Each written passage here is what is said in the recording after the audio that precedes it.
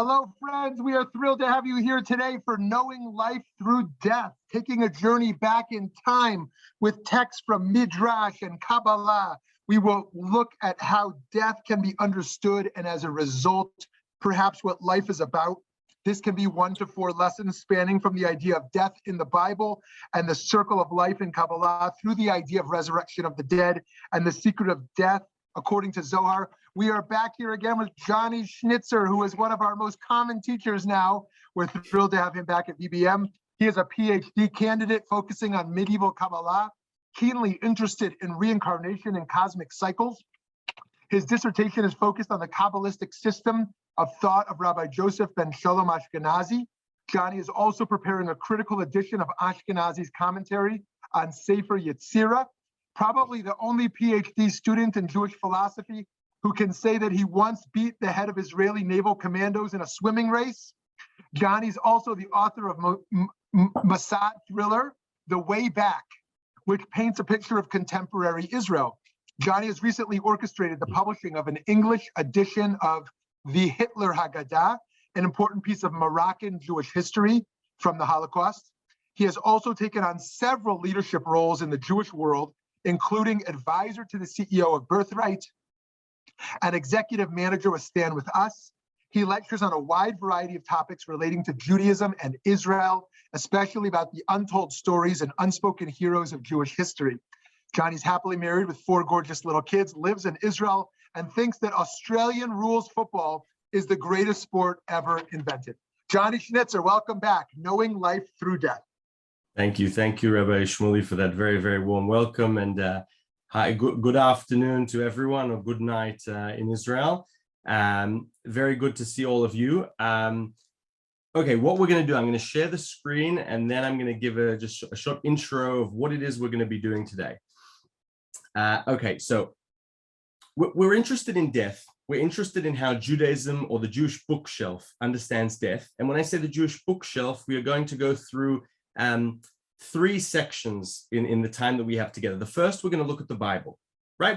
That's our starting point. We want to understand, what does the Bible have to say about death?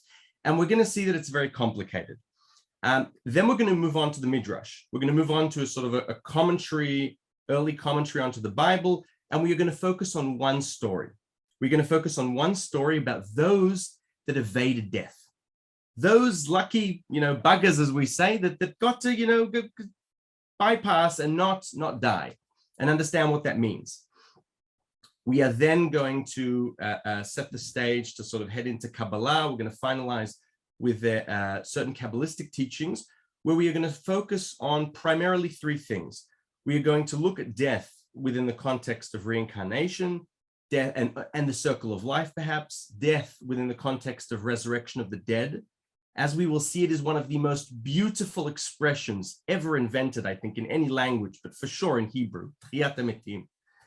And we are going to conclude with one of the most momentous, famous, with the greatest ramifications, one of the most famous intimate deathbed scenes in Jewish history, and we'll get to that at the end. So I know it's a lot, and I highly advise that if there are any bits that interest you, whether it's biblical, the Midrash, Kabbalah, you can feel free to either contact me or delve further into them, because each of these really are a world in themselves.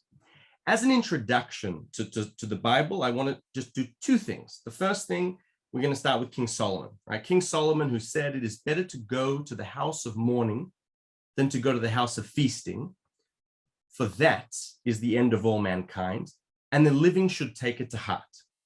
What I'd like us to do is try and put this in the back of our minds, or perhaps stamp it on our hearts, because this idea that King Solomon is trying to teach us is going to go with us throughout the back of our minds and stamped on our hearts, and we're going to go back to it. We're going to come back to it at the very end, because it's a beautiful idea. So this is the first thing. The second thing is a visual practice. I want us to look at the word in Hebrew, dead, met, and when you flip it, it's tam.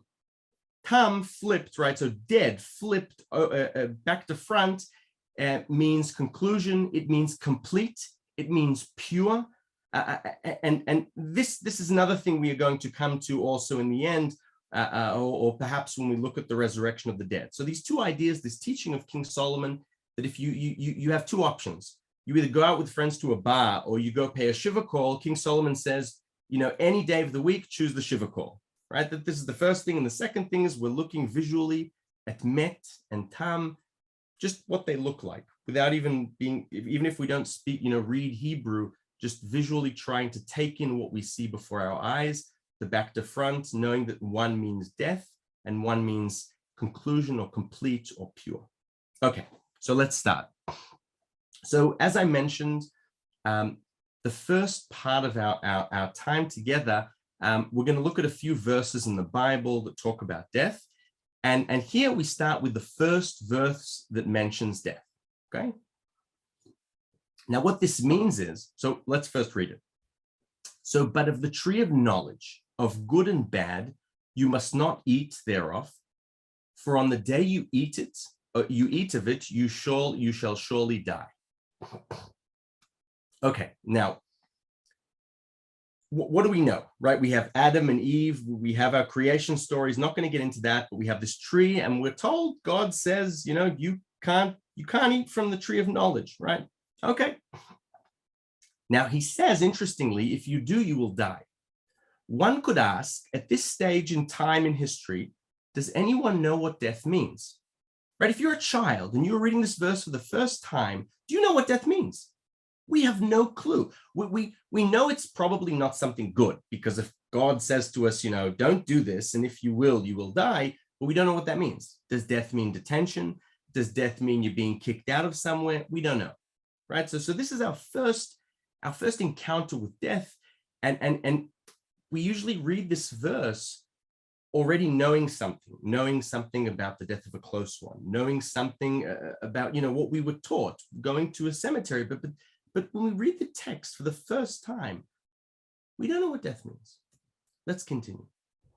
Okay, we are now into the sort of, the section of the Bible, right? The Bible isn't a book of history, it's a book of life. It is God, the manifestation of God, and it also tells us how to live our lives. And so here we are told in Exodus, we're already about how to keep commandments. We're talking about the Sabbath. You shall observe the Sabbath, for it is holy to you. Its desecrators shall be put to death, for whoever does work on it, that soul shall be cut off from among its people. Okay, this is already interesting. Now we already, right, if at the beginning we see death and we don't know where it's taking us, this already is a bit different. This is already getting scary, because here we start off by saying, right, so you're supposed to keep Shabbos. We don't even know what that is, but we're supposed to keep Shabbos. If we keep Shabbos, okay, if we don't, we're going to die. And then we're told, now we're not sure if the latter is an extension of death, right? If being cut off from our people is an extension of death, is it the explanation of death? Is it an addition to death?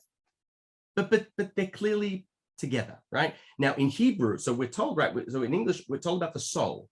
So perhaps a sort of working definition at the very start of our journey, and we're going to see it's only one of the working definitions, is that a soul is cut off from its people, presumably the Israelites, right? Because the story of the Bible is about one God choosing one people, giving them one book, telling them to go to one land, and so we are told here that if you don't abide by the rules, you will die, and that assumption is it's closely associated with your soul being cut off. We're not sure what that means, but it doesn't sound good. It sounds, schizophrenic, because it's very scary when you're cut off from something and you don't know where you are.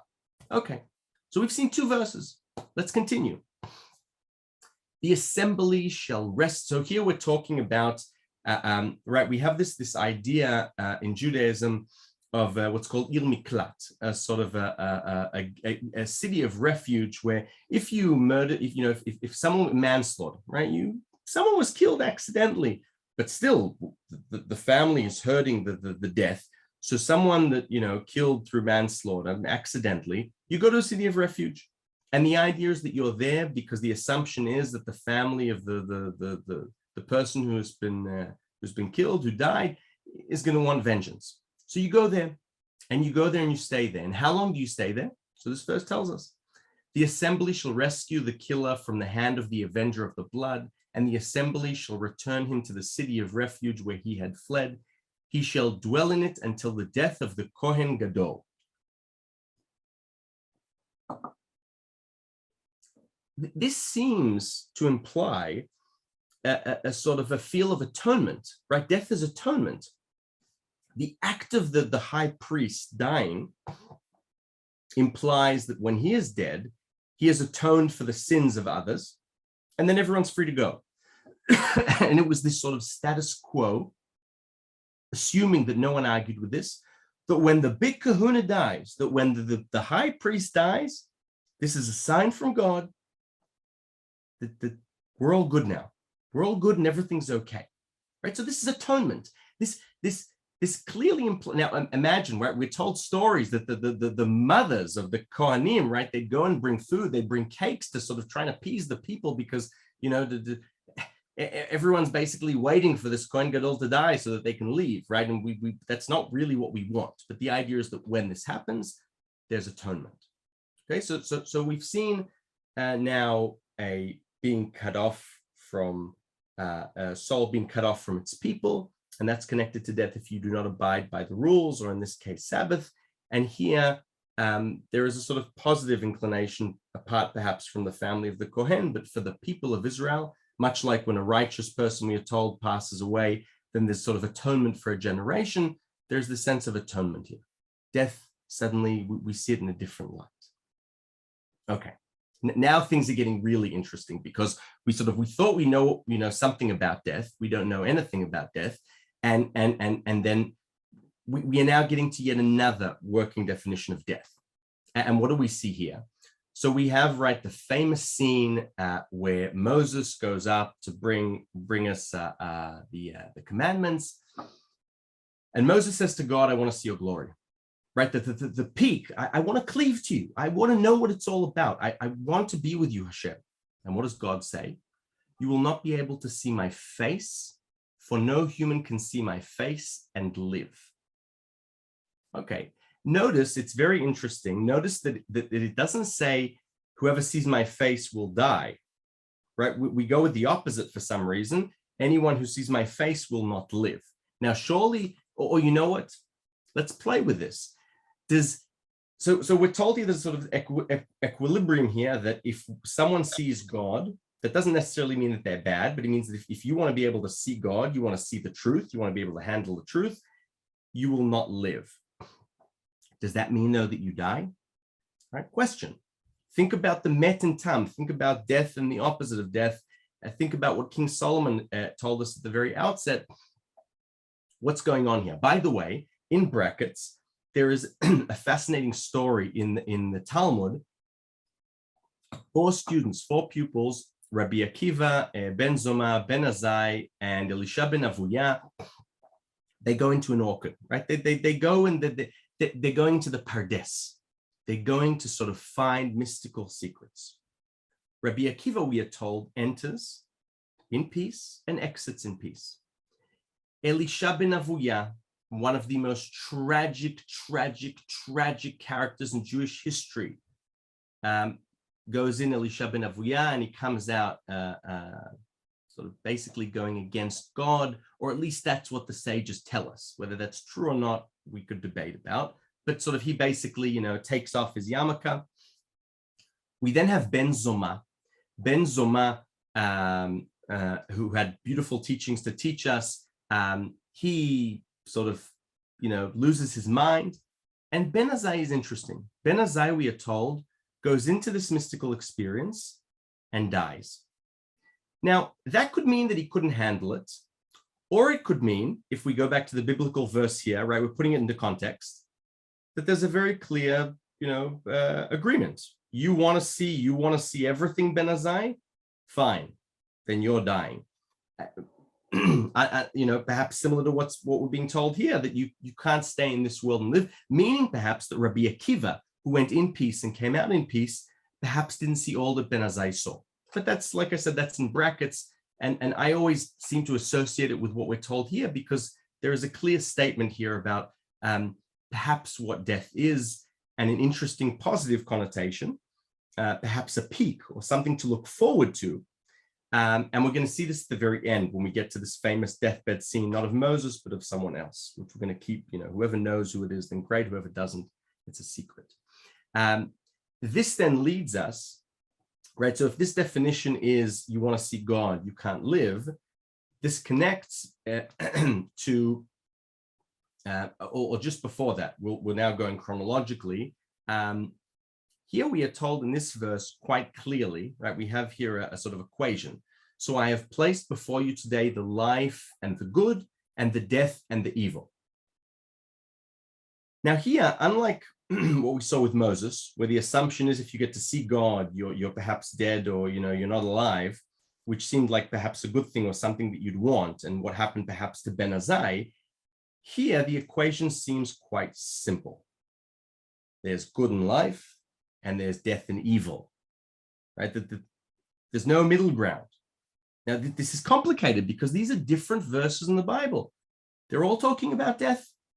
So, we have this atonement, we have this evil, bad, we have this thing we connecting to cleaving to God, we have this enigmatic death in the beginning, right? So cutting off of the soul, our final working definition. And this is the blessing that Moses, the man of God, bestowed upon the children of Israel before his death. Now, this is interesting. Moses, his entire life, right? He's a shepherd, right? If you look at his CV, he was a shepherd. He then became the shepherd of the people of Israel. He is only called Ish Elokim, man of God, once in his life. When did that happen? The day he died. The day he dies, he is called Ish Elokim, man of God. Now, it is very tempting to connect this verse to what we read before, right? This intimate conversation that the Bible lets us view from up close and personal, where Moses says to God, I want to see you.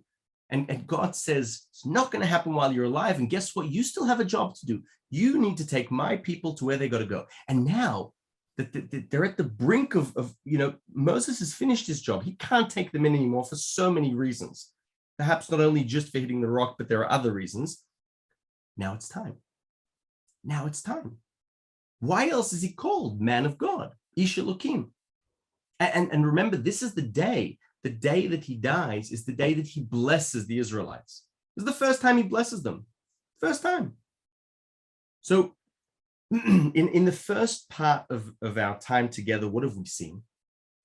We've seen, we started with an introduction that I want to remind us of because it's important. King Solomon tells us if you have an option to go out with mates to a bar or go to pay a shiva call, someone's passed away in the community, and you can go and visit, the surviving family, and, say a few good words, console them, do that every day of the week. And the other thing we saw is this fascinating visual practice where we look at met, dead, and flipped on its head, tam, which literally have opposite meanings.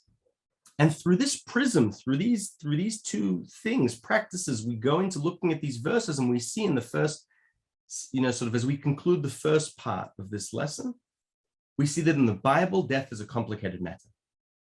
And we've done this chronologically pretty much. In the first verse, we're not sure what death means. And then we see that it has this nasty connotation of being cut off from the people of Israel, right? So death is not necessarily a physical thing, or at least that's not the emphasis, right? The Bible doesn't say you're not going to be here anymore. It says your soul is going to be cut off from the people, your soul. So death is a spiritual matter. And then we come to this idea of the Kohen Gadol, the high priest, the big kahuna dying. Death is a positive thing, as atonement, perhaps something that people are looking forward to. Imagine hundreds, thousands of people, manslaughter, and all their families, everyone's waiting for them to be able to come out. The day the high priest dies, it's headlines. Some people were happy, right? And then we have this idea of Moses and not being able to see God's glory and live. And that's connected to his last day where he dies and he's called man of God. And then we have this very simple equation where if there is life and good and there is death and evil. Okay. Up until this point, I hope we're confused, because that's the point, right? The Bible wants to show us that death is a complex issue. We are alive, and we want to understand something about death, about how to lead our lives. So we're now going to move on to our next. Oh, you know what? Because death is a bit of a, it's a heavy topic. So we're going to have a sort of a short pause. One of the most comic scenes in the Talmud, and then we're going to move on our journey. Cleopatra, Queen Cleopatra, one day she sees Rabbi Meir, Rabbi Meir, one of the greatest sages in the Talmud, and she says to him, I know that the dead will live again, as it is written, and they shall blossom forth from the city like the grass on earth, right? This is interesting. We have a model here of Queen Cleopatra as a Talmid Chacham. She is, she's clearly very learned, right? Hollywood knew this perhaps. But what I want to know is whether when they rise from the dead, do they rise naked or do they rise in their clothes, right? So she's learned and she's provocative. Perhaps she's trying to tease Rabbi Meir, but he, of course, doesn't fall for the trap. He said to her, the answer can be inferred from the following analysis of a wheat kernel. If a wheat grain, which was buried in the ground naked, emerges from the ground fully grown and wearing several garments, then how much more so with the righteous who are buried in their own clothes, emerge fully clothed at the resurrection?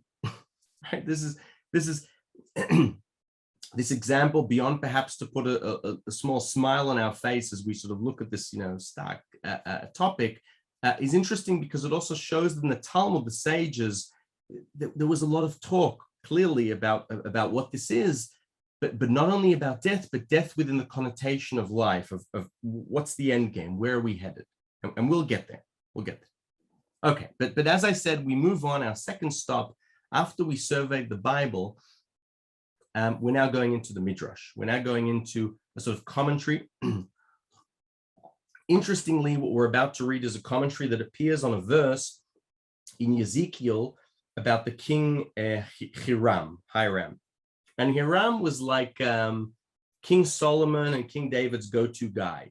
He was the guy in Lebanon that they'd go to, and he'd supply the goods to build stuff in the temple. And apparently he's a very enigmatic character, right?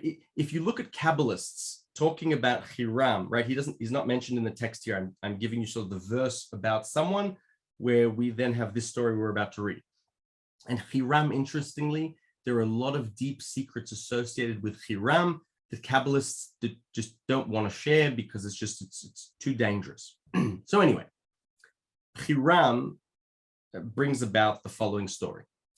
13 people did not taste the taste of death, and they are Enoch, Eliezer, the servant of Abraham, Methuselah, Hiram, the king of Tyre, Ebed Melech, Batya, the daughter of Pharaoh, Serach, the daughter of Asher, the three sons of Korach, Elijah, the Messiah, and Rabbi Joshua ben Levi.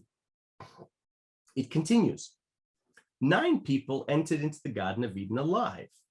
Notice that the title at the top said, these are people that didn't taste the taste of death. The subtitle now says, people who entered the Garden of Eden alive. These are not the same thing. Enoch, Elijah, the Messiah, Eliezer, Ebed Melech, Hiram, Yavetz, the grandson of Rabbi Yehuda, the prince, Serach and Batya, the daughter of Pharaoh. And some say Hiram was taken out and replaced with Rabbi Yeshua, son of Levi. Okay. Firstly, if I asked you instinctively to tell me who is the odd one out here, who's the odd one out here? Right? That there's one character here who is clearly the odd man out. Right? It's the rabbi. It's the rabbi. There's only one rabbi in this list. Everyone else is a biblical character. Enoch, Eliezer, the Messiah, Rabbi Yoshua ben Levi. How did a rabbi make the list? A rabbi makes the list. There are many questions here that we want to ask, right? The first question is the question of the titles. What is it? What does this midrash want to teach us by saying? And my assumption is that when these texts are written, they are carefully written, and the words chosen are calculated. And as such, it is fascinating that we are told that there are some that, they didn't taste the taste of death, but then chooses to tell us who goes into the Garden of Eden alive. And what is it trying to teach us here? Does it mean that, not being, being alive, you can perhaps be alive in this world and somewhere else? Does not taste the taste of death mean that you died, but you didn't taste the bitter part of it? There's so many questions. But I think the biggest question, the ethical question, the moral question, right? If we think about what we can learn about life through death, is what do all of these people have in common? Right? What is the common denominator between, say, let's choose two. We'll go with three. We'll go with Batya, the daughter of Pharaoh, the three sons of Korach, and Rabbi Yoshua ben Levi. Okay, Batya. I'm going to be now sort of provocative on purpose, right? So let's presume that Pharaoh is Hitler, okay? And Hitler has a daughter. Hitler has a daughter walking around in Berlin, and she sees Jews that are being shot, and she notices a little Jewish baby. She wants the baby. She takes the baby in, lies to her father, and raises what becomes one of the greatest partisans to ever live, the very Jew that stops the Third Reich, no less. Meaning she's in the heart of Berlin, the heart of the Third Reich, and she basically stops the final solution single-handedly, right? All thanks to Batya. That's what Batya did, right? Pharaoh, Pharaoh had two consultants. He had Bilam, the famous sorcerer, and he had Jethro. Jethro did tshuva, he repented, but he had, and they said, especially Bilam, right? The magician said, there's only one way to stop the Jewish people, and it's the final solution. And Batya, the daughter, over my dead body. She sees the baby, she raises the baby, becomes Moses, becomes the Messiah. Let's move on to the three sons of Korach. Korach, as we know, was, this very rich, very smart intellectual. He had a case, right? Ask Spinoza. Spinoza knew that one of the problems with Moses is that you're saying that you want to create a free people where everyone's created in the image of God, right? This idea of Western modern liberation, that we are all equal because we were all created in God's image, and yet there's a catch. It's a totalitarian system where we can only listen to Moses. Korach gets this. He gets up, but people know that even though Korach gets this, that's not really what he's after. It's pride. He wants power. He's power hungry. And so his three sons, right, this huge camp who are willing to kill to give Korach power, his three sons, they don't go with him. They repent. And as a result, they remain alive, and they even get to write some psalms. King David lets them write. He says, these are good guys. These are clearly good guys. They get to write some psalms. Amazing, right? So they are contrarian. They are brave. They are thinking about other people. And Rabbi Yoshua ben Levi, the rabbi, he's the most amazing. Do you know the story of Rabbi Yoshua ben Levi? This is incredible. Rabbi Yoshua ben Levi, right? So we have COVID, right? We're living in a reality of COVID. There's still COVID. There are the variants of COVID. So imagine a world where there is an epidemic and it's very contagious. And just say that if someone, is contagious and sick, you're not allowed to go visit them because you can get sick yourself. Rabbi Yoshua ben Levi said, over my dead body. They're sick. No one's going to look after them. So he went out to the street and he moved his Bet Midrash. He moved his study hall to be out with the people that have COVID. He didn't care. So that we didn't have anything to protect us yet, but he went. Anyway, this was a great thing that he did. And, it comes his day to die. And God sends the angel of death. And long story short, God says to the angel of death, look, he's a great guy. Give him one wish before, you take him. Right? I'm paraphrasing. And Yoshua ben Levi says to the angel of death, I'd like to see the Garden of Eden before I go. And the angel of death says, okay, it's pretty easy, standard, right? It's on the way. So angel of death takes Rabbi Yoshua ben Levi. And as they're going, Rabbi Yoshua ben Levi notices the angel of death. He has this huge, scary sword. It's a very, very scary sword. And Rabbi Yoshua says, look, you're doing a mitzvah for me, but your sword is very, very scary. Do you mind if I hold it? I'm afraid that, you're so used to what you do. You're used to your job. You might accidentally, just do your job. So, and angel of death says, that's fair enough, fine. He gives him his sword. They head up to heaven, to the Garden of Eden, and, there's a big wall. So the angel of death helps Rabbi Yoshua Levi up to see, and he's got the sword in his hand. He jumps over.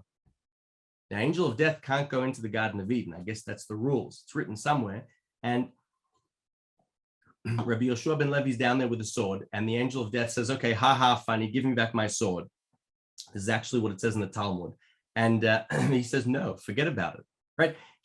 Rabbi Yoshua ben Levi who was always caring for the weakest elements of society, the weakest links of society, is not stopping to think about mankind, about humanity. And he basically has this idea that I want to stop people from dying, right? It's incredible. What a mensch, right? This is a great mensch. Long story short, they start arguing, and then a divine decree, right? God himself basically says, look, Rabbi Yoshua, the world needs death. The world needs death, give him back his sword. And that's how that story ends. But the moral of the story is, what to me this Midrash always points to is that, we can ask that these people, is it really a mystical teaching? Is it really about these people didn't die? Or perhaps does the Midrash want to teach us something else? Perhaps does it want to teach us that the common denominator between the vast majority, right, because we're going to put the Messiah aside, but the vast majority of the people sharing this list is that they were individuals that cared more about others than themselves. It's individuals that embedded the statement of King Solomon, you got a choice between going to a bar with mates or going to a shiva call, you pay the shiva call. That's the people on this list. The daughter of Hitler, Batya, the daughter of Pharaoh, she understands it, right? In a way, if you live your life properly, then you never really die, because the ripple effect of your actions is infinite, right? So this beautiful teaching that we have that if we just left the Bible in the first part, and it sort of seemed complicated to us, you can get lost in these definitions of death, then here's this beautiful midrash that says, you can put all that aside if you want. Don't get too philosophical about what death is. Just know what life is about. And that if we live life properly, if we go with what we really believe in, then you may be one of those who doesn't taste the taste of death, if we take it figuratively or not. Okay, so we've set the scene. We've gone from the Bible. We've looked at the Midrash. Now we're going to our Kabbalists. Okay, now Kabbalists, right? We're talking now 13th century. We're talking the medieval era. We're talking about Spain. We're talking Barcelona. And we're going to look at a few fascinating, in my mind, texts that do things to death that have never been done before to death in the Jewish bookshelf. Okay, so you're ready. And for some of these, you really need to make sure that your seatbelt is buckled, because these are wild texts. Okay, so Rabbi Joseph ben Shalom Ashkenazi, 13th century. This is from his commentary on Sefer Yesira, the Book of Formation. Know that death is not the same in every species, in that the death of one type of species brings life for another. For example, let's say that a plant dried up and worms appear. The plant died, but came back through an animal, or rotten meat which dies, so to speak, and a plant sprouts from it, and so too is the case with people. And with each and every species, so too, now get this, because this is radical, you're not going to read this anywhere else, so too, in the angelic world, the spheres, the stars, the zodiac signs, and even in the world of the Sphirot, that's the Godhead, the tools through which the divine sort of overlook the world. Each and everything has its own order according to its deeds, for ascent or for descent. And it is about this order that it is said the gates of death, right? This is in fact a commentary of his on the book of Job. So Job basically has a miserable life. And then in chapter 38, after he's sure that he's right, God basically comes in chapter 38 and a bit of 39, basically says, okay, Job, just calm down for a moment. I have a few questions I want to ask you. And then he starts with the series of questions of, were you there at the start when, I was mapping out this and I was doing this? And there's, a verse about death. So what is Ashkenazi saying to us here? So there are a few interesting things. The first thing, he's talking about this idea of the circle of life, right? He's saying here that he's not saying that when a plant dies, when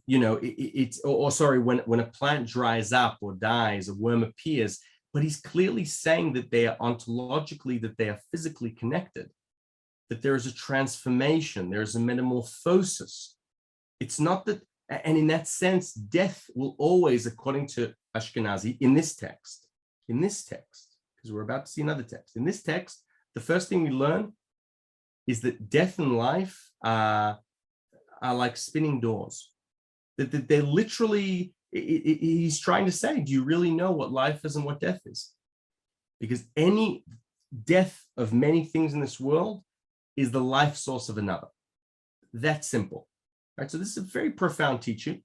And interestingly, he also says, and he says, and so too is the case with people, right? It's interesting. What does he mean here? So we're going to now move on to another verse to sort of try and understand this. And it seems to me, this is from the same text, and it seems to me that souls are sent each and every day, those worthy of life to life, those worthy of death to death, those worthy of transmigration to transmigration, right? That's reincarnation. And among those worthy to ascend, and those worthy to descend, and those worthy to be cut off, Okay. Now I want us to recall the biblical working definitions of death that we had, because there's something interesting here. In the previous text, Ashkenazi is telling us that death can almost be equal to life. But then he says, it's not that simple. Remember how we saw that there was a biblical passage that was like an equation, good in life and evil in death. And all of a sudden, the Kabbalist says, guess what? I see it the same way. He's basically telling us here that, every soul is judged, right? Every soul, what happens is you live your life and, you die, so to speak, and die for the sake of this passage means that your heart stops beating. And then your soul goes up to receive its judgment in the upper worlds. And that judgment is based upon the good things you did and the bad things you did. In another place, he teaches us that the shape of our soul is based on this interaction, this play between the good and the bad that we did. So when you get judged, there are a few options, he tells us. Those worthy for life to life. I ask you, what does that mean? Does this mean that those worthy for life, those souls are reincarnated and go back down to life? I'm not sure. Because in the continuation, he says to us, those worthy for transmigration to transmigration, right? Meaning, according to this mystic, he's telling us that when the soul goes up to be judged after the heart has stopped beating, one option is life. And what's implied from this text is that life is not going back to this world. Life is somewhere else. Those worthy to death. This is very, reminiscent of the biblical verse that death and evil and good and life. And so death is something else. And indeed, according to this Kabbalist, death is not the opposite of life. According to this Kabbalist, he has two working definitions for death. What we saw before, death equates life. But the other working definition is that death is the contrary to life. Do we understand the difference between it's not death is the opposite of life, because the opposite of life, if death were the opposite of life, it means lack of life.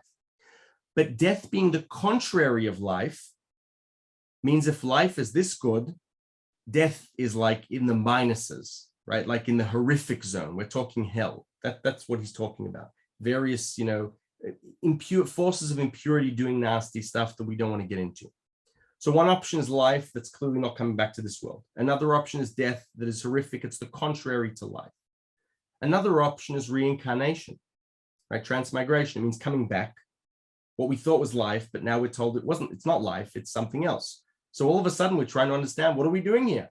When King Solomon says, go to a shiva call instead of going to a bar, is this life what we're doing right now?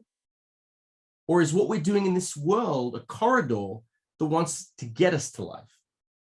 And what we're doing here is something else. And yet, in the verse before, he clearly tells us that death is life and life is here. So also with the mystics, it's very complicated. By the way, just in brackets, it's interesting to note that, so we're told here about transmigration. I don't know if you know, but transmigration appears in the Jewish bookshelf very late in the game, right? With the Greeks, it's already Pythagoras and Plato. They're all talking transmigration.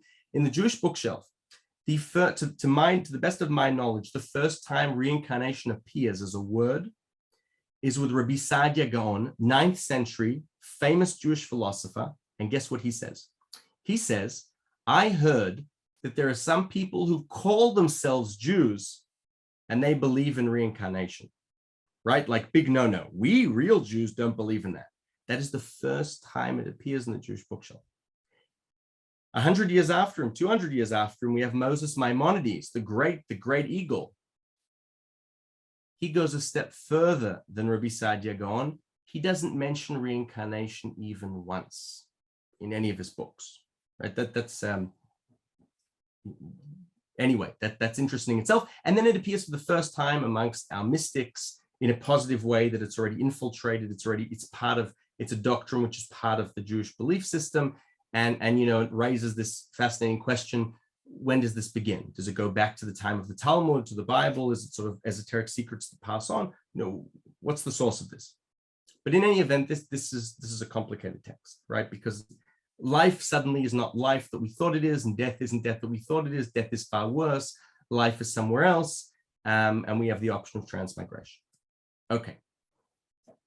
We've looked at the circle of life. We've touched upon reincarnation, which, by the way, right, perhaps if it isn't clear, so also the idea of reincarnation implies, if we go with the idea of, living in this world being life, the reincarnation means that, death, if life is a sentence, then once you have reincarnation, a system of revolving doors, then if life is a sentence, then the final period, there is no final period. There are commas, a series of commas. And we're continuing with this sort of, with tasks, that each life we live is a series, that in fact, it's the soul at the center of our cosmic life, and not our temporary bodies. And perhaps that's life, the life of the biography of the soul, going between physical bodies and time. Now we're moving on to the resurrection of the dead, and then we will conclude with our final story because our time is short. In the Tractate of Sanhedrin, we are told that anyone that doesn't believe in the resurrection of the dead doesn't deserve a place in the world to come, olam haba. Right? So this is quite severe, right? If you don't believe in the resurrection of the dead, you don't get olam haba. Now, guess what? I challenge you, tell me, what does resurrection of the dead mean? What does it mean? Right? I'll give you a hint. In the Talmud, it's enigmatic. It's very difficult in the Talmud to understand what resurrection of the dead means. To my mind, most of the way we view today resurrection of the dead is heavily influenced by Maimonides, and perhaps because he was, one of the first, if not the first, to write extensively about the idea of what is going to happen in Tchiyat HaMetim, and it really is about sort of what happens at the end, right? The body's coming back and so on and so forth. Okay. However, there was a mystic, and this is a secret. This is something which not many people know. So, you're very lucky that we're looking at this. Rabbi Bachya ben Asher. So Rabbi Bachya ben Asher is a Kabbalist. He wrote a commentary on the Bible in the year 1291 in Saragossa. And he has something very, very interesting to teach us. And according to the Kabbalah, right? So there's a verse in the book of Genesis that says, "Let Reuben live and not die." He mentioned life regarding the world to come, and that he shall not die, that he shall come back again from there to die another death. And he revealed to us here that the souls transmigrate to a body upon receiving a reward or punishment. Long story short, he's telling us this verse in the Bible teaches us about reincarnation. That, you keep living. When Reuben, we're told, will live and not die, it means, you will keep coming back. But then it gets even better, because then he tells us, and this transmigration, this idea of reincarnation, is what the sages in the Talmud meant by resurrection of the dead.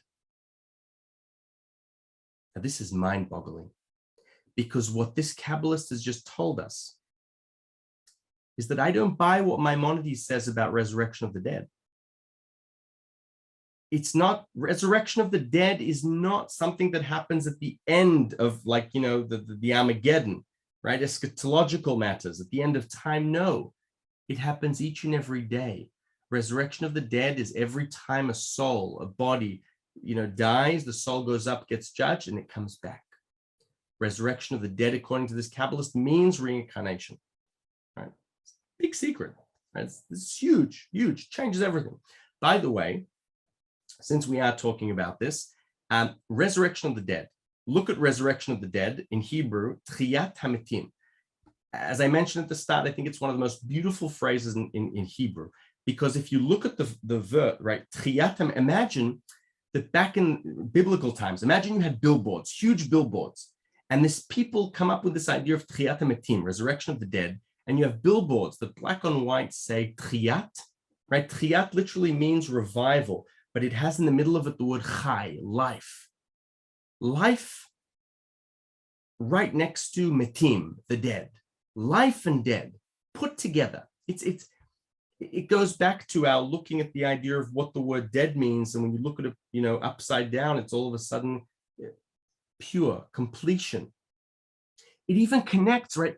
If you're a society that believe in resurrection of the dead, if you're a society that believe that the end is not, the final period is not a final period, but a comma, that the sentence is an ongoing sentence that only Dickens could pull off, because ongoing sentences are not good, but for Kabbalists and Dickens they are, then it changes everything. It even changes the way we read a text, right? A people that believe in the idea of Tchiyat HaMetim are people that read books differently.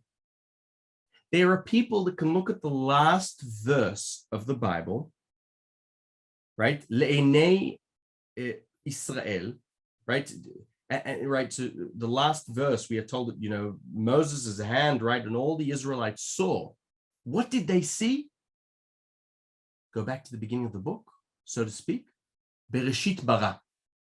And sages teach us to take the last letter of the Bible, of the 5 books of Moses, is Lamed, letter Lamed, and take the first letter, Bet, together a heart, Lev, 32, which, is other profound stuff that we can't really get into. But the point is this idea of resurrection of the dead, Tchiyat HaMetim, and so much gets lost in translation in English. Resurrection of the dead is not quite like the aesthetics, the beauty, the profound ethical message of Tchiyat HaMetim for a society in terms of how one lives a life. It goes back to what King Solomon told us. It goes back to the Midrash that told us, those that didn't taste of death, the taste of death is because they were concerned more with what they were doing here, because they were constantly thinking about these things. We need to conclude now, and time is short, so I'm going to literally in a sentence go and feel free to post questions. I'm going to just conclude by saying we're going to go to this sort of final deathbed scene, right? So we were told that Moses wants to see God's glory. He wants to cleave with God. God says, anyone that gets to see my face, you're not alive. Okay. So this then just leads us to one of the most intimate scenes in the Zohar, the Holy Zohar, perhaps the sort of most important, one of the most important Kabbalistic texts in the Idra, the Idra Zuta, the small assembly. It is the day that Rabbi Shimon Bar Yochai, the hero of the Zohar, right, the great mystic that revealed that the Bible isn't a book, but it's God, and God revealing his secrets, and that God needs our help. The day he dies, right, the day he dies, he has this beautiful teaching. And let's just have a quick look at the teaching and see what happens when he dies, right? So he opens saying, the dead do not praise Yah, nor all who go down into silence, but we will bless Yah, now and forever, hallelujah. The dead do not praise Yah, certainly so, those who are called dead. For the Blessed Holy One is called living, and he dwells among those called living, not with those called dead. It is different with those called living, for the Blessed Holy One desires their glory. What we see here, to conclude, is that the working definition of Rabbi Shimon Bar Yochai, the deepest secret that he reveals on his deathbed, is that if he's supposedly about to die, he says, guess what? I'm about to live. Because those that are with God are alive. And on the day of the day, he is gone, right? So we read here, and Rabbi Abba said, the supernal holy lamp, Rabbi Shimon had not finished saying life, right? The verse that we just read, he didn't finish saying life before his words subsided. I was writing, intending to write more, yet I heard nothing. I did not raise my head, for the light was too great. I could not look. Just then I trembled. I heard a voice saying, length of days and years of life, and peace will add to you. I heard another voice. Life he asked of you, you gave it to him. Length of days forever and ever. All that day, fire did not cease from the house. No one reached him, no one could, since light and fire surrounded him all day long. And after the fire disappeared, I saw the supernal lamp, holy of holies, had departed from the world, and wrapped lying on his right, his face smiling. Now get this. After his bear emerged, it rose in the air, fire flaring before it. They, his students, heard a voice. Come and enter. Gather for the wedding celebration of Rabbi Shimon. He shall enter in peace. They shall rest upon their couches. The day Rabbi Shimon Bar Yochai is, basically the day he supposedly dies is the day he lives, is the day he teaches that final teaching, is the day that he gets married. And one is left asking, who does he marry? But that we will leave for another time. Amazing. So thank you very much. If there are any questions, I'm sorry I hopped a few more minutes. Okay, beautiful. So what we're going to do, Jonnie, thank you. You really gave us so much great content here to think about here. Actually, what I would love to do is, there's 3 questions already posed in the chat. Normally we'd unmute folks, but we have enough to deal with there. I'll read them aloud, and then if you just want to kind of respond to what you want to respond to. First, Melanie writes, what does a deceased person goes into the light mean? That's Melanie's question. Lauren asks, regarding belief of souls recycling, is it to do teshuvah, repentance, until it reaches perfection? Is there a point in which it no longer becomes a Gilgul, a reincarnation? And then we have a question from John. I believe that when one is born, it is lights on, and when one dies, it is lights out. There's no evidence whatsoever that there's life after death. The only resurrection of the dead are the memories of the deceased life by those who still live, whether their life was good life or an evil life. Comments. And lastly, from Alan, differences in newspaper obituaries, Jewish versus Christian. He went to be with the Lord, or she is now in the arms of Jesus, or he is now in heaven reunited with his wife and siblings, all based on pure blind faith, not in Jewish obituaries. Any explanation? Maybe none. So, okay, John, if you want to take our last 5 minutes and respond as you wish to some of these interesting questions. Definitely. So I'll start with the question about tshuva and Gilgul and recycling and how it works. The idea of reincarnation varies in Jewish texts. If you take, for example, the Zohar, the Zoharic teaching of reincarnation is that it is very limiting, meaning there are only very few people that are reincarnated for specific transgressions. It is seen as a negative thing. As you mentioned, like the assumption is you reincarnate in order to fix something, and that's it. But take, say, a mystic like Rabbi Joseph ben Shalom Ashkenazi, or even Rabbi Isaac Luria the Ari, the assumption is that there are almost endless, it's this cosmic idea. It's not that reincarnation isn't necessarily a bad thing, but it's just simply the way God created the world, and that everything transmigrates into everything, both physical matter, which needs to be purified, as well as spiritual matter. This is one of the biggest differences, if you like, one of the big differences between Zoharic Kabbalah and, say, Lurianic Kabbalah or Ashkenazi is the emphasis on the anthropomorphic Godhead and the idea of sort of mankind doing tikkun, as opposed to the need for everything in the cosmos, from inanimate objects to rainforest to people. We're all part of this ecosystem that all need to be fixed, and there's life in everything. And then that view is that reincarnation is just a part of life. It's not a negative thing. In terms of the comment about there is lights on, lights off. Again, that's a view. What we did here was we brought, and interestingly, if we look at the Bible's view on death is not as simple as what you said, right? Lights on, lights off. Like, your working definition is much easier to grasp, because it's basically, lights on, lights off. The Bible is complicated, but then with the Kabbalists, they really do take it to a different direction. And one of the big questions is trying to understand where these ideas come from. Again, this isn't only Jews, right? It's going back, as I mentioned, whether it's Greeks, whether it's indigenous Australians and their Torah Shabbal Peh, they're sort of, it goes on to different areas and peoples. Questions from the expert from Exodus: who puts desecrators to death? Also, if someone is cut off from the Jewish people, can there be tshuva? Very interesting, fascinating question. So, who puts the desecrators to death is a very good question. I'm not sure. I could look it up and get back to you, like who that was. That's a fascinating question. In terms of if you're cut off, can you come back? That also depends on who you ask. The assumption is, or like say Ashkenazi, it's never too late. Never too late. There's no being cut off and that's it. It's sort of like you're cut off and you're cut off for a while. Cut off doesn't mean forever. There are some extreme views that say you're cut off and then, bye, but that's very, very extreme. And usually these have things to do also with what are our beliefs in terms of what will the world to come look like in terms of Jews and Gentiles and the whole world and the sort of, universal project.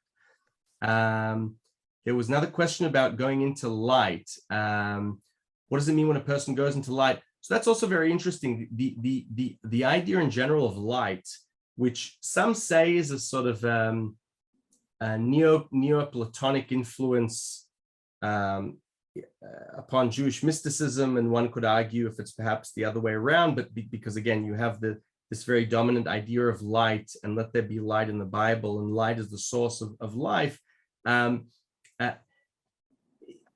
It did at some point, and Kabbalists do very heavily look at light and going into light in that direction. It's a massive topic, but it really is a fascinating one. One more thing we have is doesn't the witnesses against desecrative Shabbat have to be in the first tier of stoners? Interesting. We don't have time for this, but it brings to mind, if you saw Monty Python, there's a very famous skit where there's a guy, not allowed to say Jehovah, and he says Jehovah, and the women sneak in there and they try and stone him. And anyway, as I mentioned, feel free to email me if you have questions, because these short answers don't do justice. I mean it. Feel free, email, and I'll be patient and because it is cramming a lot into a short amount of time. But it really is just to sort of get our mind working and try and think of this huge topic. And I hope we've been able to do a little bit. I hope that we've enjoyed and learned something. So thank you very, very Excellent. much. Thank you so much, Jonnie. Always great to learn with you. Thank you all so much for joining us and for your amazing questions. Can't wait to see you again soon.